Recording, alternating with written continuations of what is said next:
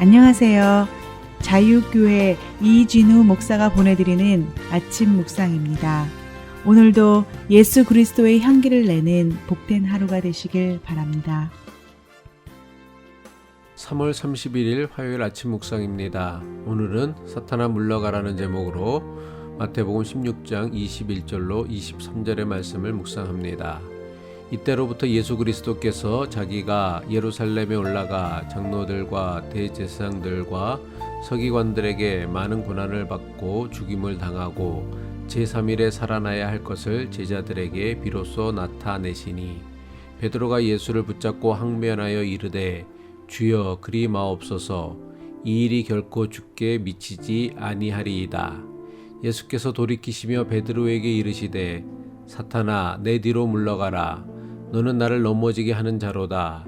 내가 하나님의 일을 생각하지 아니하고 도리어 사람의 일을 생각하는도다 하시고. 사순절 30번째 날입니다. 강력한 규제에도 좀처럼 코비드19의 확산이 줄어들지 않고 있습니다. 오늘도 하나님의 보호하심의 은혜가 우리 모두에게 임하시길 간절히 바라며 코비드19의 확산을 막는 사회적 거리 두기에 우리 모두가 적극적으로 동참하여 안전하고 건강하게 하루를 보내실 수 있기를 바랍니다. 예수님의 공생의 사역 동안 많은 사람이 예수님을 찾아와서는 예수님의 가르침을 들었습니다. 이들 중에는 예수님이 행하신 이적을 보기도 하고 병고침을 받기도 했습니다. 하지만 예수님의 공생의 사역과 관련하여 매우 안타까운 사실이 있습니다. 예수님으로 인해 병고침을 받거나 이적을 본 사람은 많았지만 예수님의 가르침을 제대로 이해하고 깨달은 사람은 별로 없었다는 사실입니다. 이것은 단지 예수님을 찾아왔던 수많은 군중의 문제만은 아니었습니다. 제자들은 꽤 오랫동안 예수님을 따라다녔습니다. 예수님께서 가르치시는 말씀을 누구보다도 가장 가까이에서 가장 많이 들었습니다. 하지만 제자들은 예수님께서 가르치시는 말씀을 제대로 이해하지도 깨닫지도 못했습니다. 도대체 왜 이런 일이 생기는 것일까요? 오늘 묵상하는 말씀은 예수님을 믿고 따른다고 하는 제자들과 교인들에게 도대체 왜 이런 일이 생기는지에 대해 분명하고 명확하게 보여주고 있는 말씀입니다. 예수님께서 제자들에게 말씀하십니다. 당시 종교 지도자들에 의해 예수님께서 고난받으시고 저들에 의해 죽임당할 것을 예고하십니다. 이것을 순환 예고라고 합니다. 예수님의 순환 예고를 들은 베드로가 어떻게 했습니까? 예수님께 강력하게 항변합니다. 예수님께서는 결코 그 길을 가시면 안 된다고 따지듯 묻습니다. 결코 그런 일은 일어나지 않을 것이라고 합니다. 마태복음 16장 22절입니다. 베드로가 예수를 붙잡고 항변하여 이르되 주여 그리 마옵소서 이 일이 결코 주께 미치지 아니하리이다. 베드로는 예수님께서 하나님의 아들로 오신 그리스도라는 것을 알았습니다. 하지만 베드로가 생각한 그리스도와 예수님께서 가시려고 하셨던 그리스도의 길은 너무나 달랐습니다. 베드로와 제자들이 생각한 그리스도는 신비하고 놀라운 권세와 능력으로 이스라엘을 로마의 지배로부터 해방하고 독립시키시는 분이셨습니다. 베드로와 제자들은 자신들이 따르는 예수님께서 로마 제국으로부터 이스라엘을 해방하여 장차 이스라엘의 왕이 되실 그리스도라고 믿은 것입니다. 베드로와 제자들이 생각한 그리스도는 정작 예수님의 뜻과는 아무런 상관이 없었습니다. 예수님을 그리스도로 세상에 보내신 하나님의 뜻과도 전혀 상관이 없었습니다. 예수님께서 그리스도로 이 세상에 오신 것은 예수님께서 겪는 고난과 십자가를 통해 인간의 탐욕과 죄로부터 자유와 해방을 얻도록 하기 위함입니다. 예수님께서는 우리에게 있는 하나님의 형상을 회복시켜 인간이 인간답게 살도록 사람의 몸으로 세상에 오신 것입니다.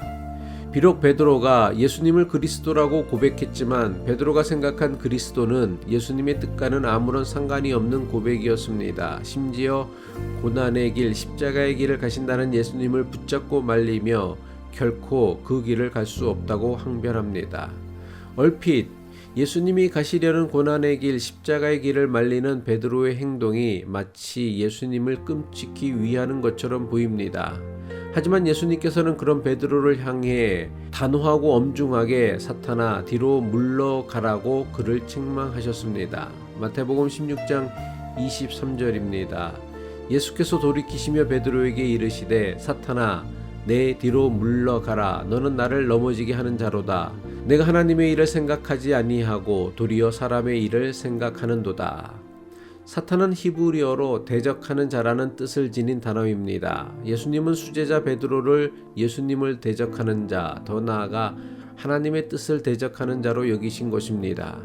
베드로는 마치 하나님을 위하는 것처럼 보였지만 실제로는 하나님의 뜻을 가로막았던 것입니다. 이것은 단지 베드로의 문제만이 아닙니다. 오늘날 예수님을 그리스도라고 믿고 따르는 기독교인들 대부분의 문제이기도 합니다.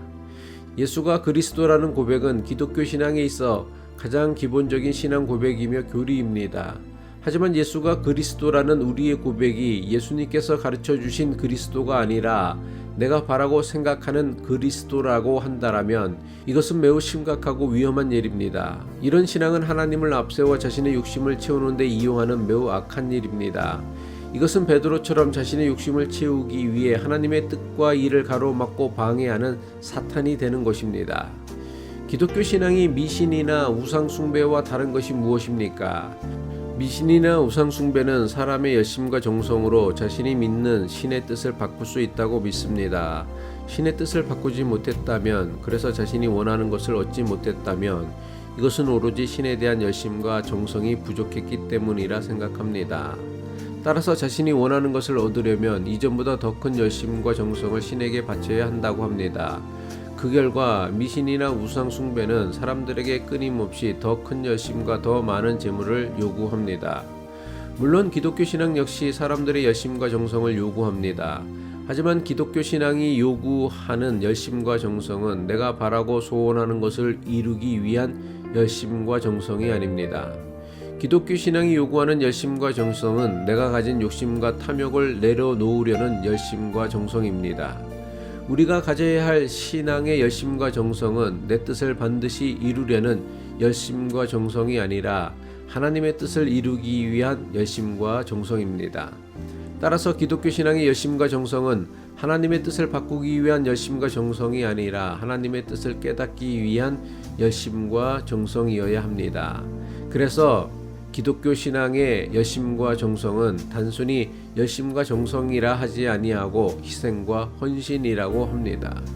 기독교 신앙은 무조건 믿는 것이 중요하지 않습니다. 바르게 믿는 것이 중요합니다. 바르게 믿는 것이 열심히 믿는 것보다 훨씬 더 중요합니다. 무조건 믿는 것은 믿음이 아니라 맹신입니다. 무조건 믿는 맹신은 하나님의 뜻을 이루기보다는 오히려 하나님의 뜻을 심각하게 왜곡할 수 있습니다. 바르게 믿기 위해서는 어떻게 해야 합니까? 자기 확신이나 신념을 하나님을 믿는 믿음이라고 착각하지 말아야 합니다. 지금 내가 믿고 있는 것이 잘못 믿는 것일 수도 있고 틀릴 수도 있다는 사실을 인정해야 합니다. 잘못된 자기 확신이나 신념을 하나님을 믿는 믿음이라고 착각하지 않으려면 어떻게 해야 합니까? 끊임없이 자기 확신이나 신념을 내려놓고 내가 믿는 것이 맞는 것인지 자기 자신에게 질문을 던져야 합니다. 무조건 열심히 믿는 것이 능사가 아닙니다. 잘못 믿으면, 잘못된 자기 확신에 빠지면 예수님께서 가시려는 길을 막아섰던 베드로와 같이 하나님의 뜻을 대적하는 사탄이 될 수 있습니다. 베드로에게 하신 사탄아 뒤로 물러가라는 예수님의 엄중한 경고를 늘 마음에 두고 예수님을 믿어야 합니다. 베드로처럼 우리의 믿음도 하나님의 일을 생각하기보다는 내 일만 생각하는 그릇된 믿음일 수 있기 때문입니다. 기도드리겠습니다. 독생자 아들 예수 그리스도를 이 땅에 보내주시어 우리로 하여금 사람다운 삶을 살도록 도와주신 하나님 아버지, 오늘도 우리에게 새 아침, 새 생명 주심을 감사드립니다. 오늘도 한날을 살아가면서 예수님을 잘 믿는다고 하는 우리의 열심과 정성이 하나님의 일을 방해하고 대적하는 사탄의 일이 되지 않도록 더욱 깨어 근신하며 우리 자신을 돌아볼 수 있는 사순절이 되게 하옵소서. 우리 주 예수 그리스도의 이름으로 간절히 기도드립니다.